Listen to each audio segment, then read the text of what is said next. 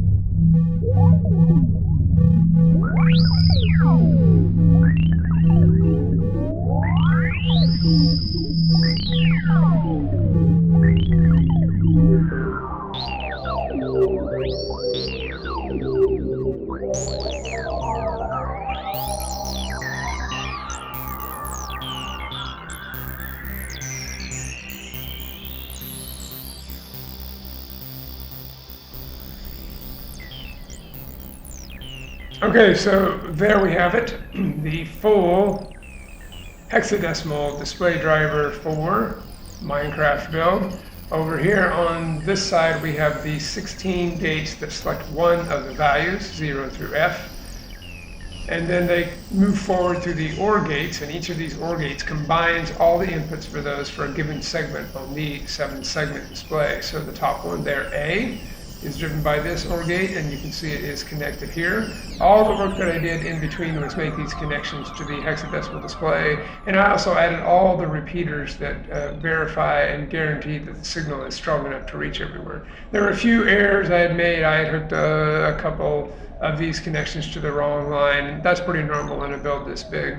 So this is it. We just have to see what the results are. So I will come down here to our input on the 4-bit bus, and we will go through them. There you have the 0, and we'll start moving through them. I'm going to do this not fast so that you can see how slow this circuit is. It takes some time for it to register. This should be the 2. Here's the 3. The 4 is next. And it is actually so slow you'll actually see, for instance, when I move here to 5, there's the 5, and when I go to this will actually make it a 7, but watch what happens. So there and there should be 6, but you'll see the 7 first. It's actually in the lines. There's the 6, and then the 7. So that is the delay. If anybody remembers some of those very old memory technologies that had a delay, that's exactly what we have here. So this should be the 8. Here's the 9. This should be the A. There it is, the B. C. The D.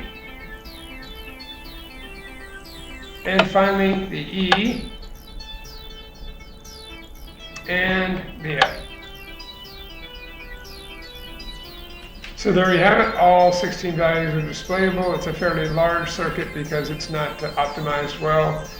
We have a different way that we'll be doing this and much smaller, but you can see if we take a look at this, it's quite a bit of work to get this done. Once again, our 16 selection gates are this line. Over on the other side, we have the OR gates that are lined up for each of them. We have 7 of them, 1 for each circuit or segment of the hexadecimal display. The hexadecimal display is sitting near the 7-segment display, I should say. And then all these other lines that you see are the connections from those OR gates that collect all the various inputs. So that is it for this build. I'll get something smaller so you can see. Go a little bit higher, and there you have it. So over here is the BCD display for 8 digits. You can see it's a lot smaller. And over here we have 1 4-bit display. You would need 2 of these if you wanted to display a 8-bit value or a byte.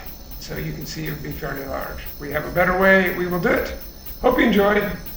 If you did this build, good on you, man. And then, at last, I should say, keep on learning. Roy, out.